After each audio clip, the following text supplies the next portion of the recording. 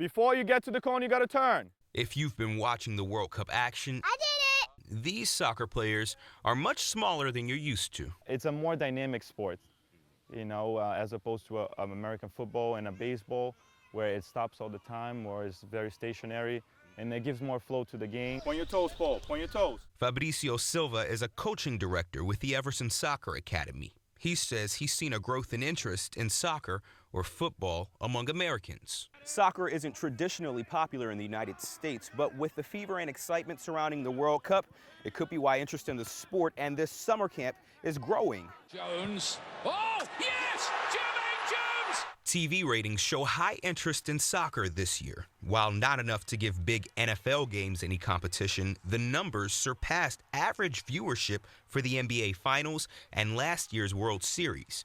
13-year-old Nolan says he loves the sport and has been watching the games nonstop. It's a team sport, which I like.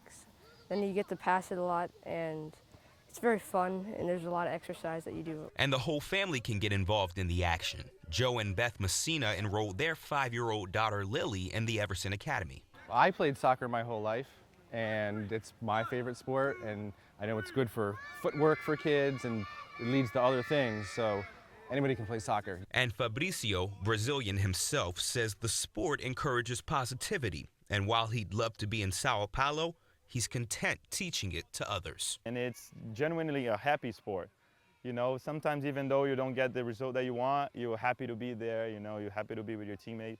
And I think that's the spirit, and that's why, I do what I do. In Hamden, Seth Lemon, NBC Connecticut News.